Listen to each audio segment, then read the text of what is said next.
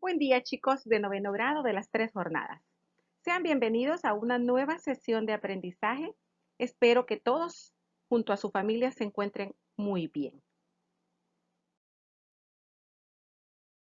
El tema que traemos para esta semana son los textos funcionales. Con él suman 5 en este tercer parcial. La expectativa de logro para el presente tema reconoce la finalidad que cumplen los textos funcionales y valora su importancia. Conozcamos qué son los textos funcionales. Son textos, valga el juego de palabras, que tienen una utilidad práctica, cumplen propósitos específicos tales como referir, persuadir, solicitar o explicar. Además, poseen características generales en común. Entre estas características están un contenido objetivo. Esto significa que la información que nos brindan estos textos es veraz. Otra de las características es lenguaje coloquial oculto. Esto dependerá del contexto en que se desenvuelva la información. Por ejemplo, si se está entre amigos, entre conocidos, el lenguaje que se utiliza es coloquial. Pero si la audiencia a la que va dirigida es desconocida, el lenguaje utilizado es el culto. Otra característica, predomina la función referencial y apelativa del lenguaje. Cuando se refiere a la función referencial, que también es conocida como función informativa, se centra en el referente. El referente es el tema del cual se está hablando. Y el contexto. El contexto es la situación que rodea al referente. Esta función se utiliza para transmitir información objetiva. Por ejemplo, un ejemplo de ello sería si yo les digo, el departamento de Santa Bárbara está situado en el occidente de Honduras. Otro ejemplo sería, San Pedro Sula es la ciudad industrial de Honduras. Ambas oraciones contienen una información objetiva. Y veamos ahora qué es la función apelativa. Cuando se habla de función apelativa en el lenguaje, se refiere al hecho donde el emisor busca algún tipo de comportamiento o reacción en el receptor, es decir, en la persona a quien va dirigido el mensaje. Lo hace a través de sus palabras.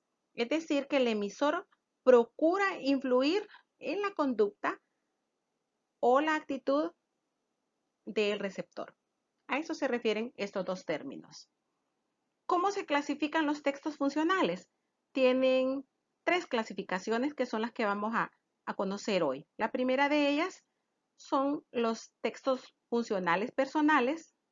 La segunda, los textos funcionales laborales y sociales. Y la tercera, los textos funcionales escolares.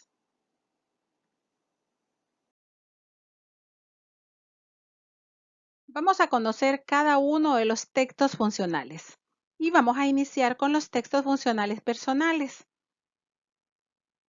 Son aquellos elaborados con la intención que sirvan para cumplir un objetivo personal, indicándole a alguien un comportamiento o acción esperada. Entre estos textos tenemos el mensaje electrónico, el currículum vitae y el diario personal.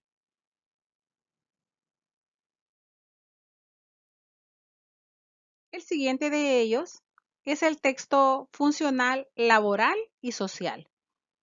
Un texto laboral o social es el que se redacta en el ámbito profesional, comercial o administrativo para hacer llegar un mensaje a compañeros de trabajo, amistades, organismos sociales, gubernamentales o a la sociedad en general. Entre estos textos tenemos la carta de petición, la solicitud de empleo, la carta de invitación, convocatorias, entre otros. Conozcamos la carta de petición. ¿Qué es una carta de petición?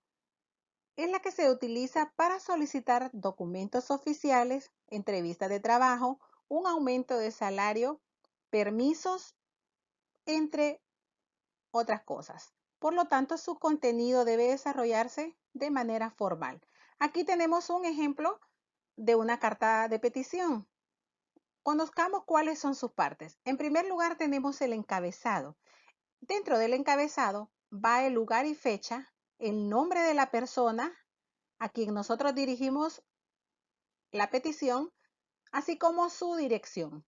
Seguidamente va el saludo. Después del saludo, escribimos el asunto. En el asunto vamos a escribir la petición que estamos haciendo. En este ejemplo, lo que se está pidiendo es una beca.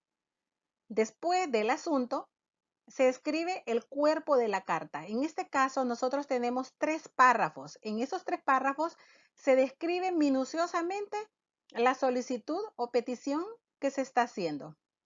Una vez se haya concluido con el desarrollo de la carta, con el cuerpo de la carta, escribimos la despedida. Luego de la despedida viene la firma de la persona que está solicitando, que está haciendo la solicitud, y después de su nombre debe escribir datos como su número de registro, como número de teléfono o correo electrónico. ¿Por qué se deben escribir estos datos? Porque en una carta de petición o solicitud se espera la respuesta de lo que se está pidiendo.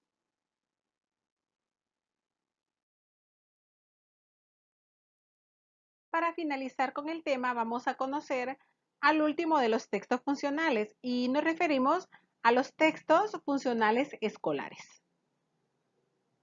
Son documentos que registran o exponen información que evidencia la aprehensión de saberes, es decir, el proceso de enseñanza-aprendizaje. Algunos ejemplos de ellos son el cuadro sinóptico y los mapas conceptuales. Sabemos nosotros que ambos son esquemas que nos ayudan a organizar de manera gráfica y simplificada el contenido o la información de un determinado tema. Mis queridos muchachos, hemos llegado al final de la clase. Espero que este tema haya sido de mucho provecho para ustedes. A continuación, quedan 2 actividades para desarrollar, para afianzar los conocimientos adquiridos. La primera de ellas se trata de un pequeño cuestionario donde ustedes encontrarán las respuestas del mismo dentro del video. La segunda, ustedes van a escribir una carta de petición siguiendo el ejemplo que está aquí en el video. Esta carta debe ir dirigida al director de su colegio. Piense que usted es el presidente del gobierno estudiantil y le está solicitando permiso al señor director para organizar y desarrollar un torneo de fútbol con sus compañeros de estudio. Si esta carta va dirigida a una autoridad de nuestro colegio, el lenguaje que vamos a utilizar va a ser un lenguaje formal. Espero, mis queridos jóvenes, que aprovechen su tiempo, el tiempo que está en casa, desarrollando sus tareas y poniéndose al día con ellas. Gracias por su atención. Nos vemos en la próxima edición. Bendiciones.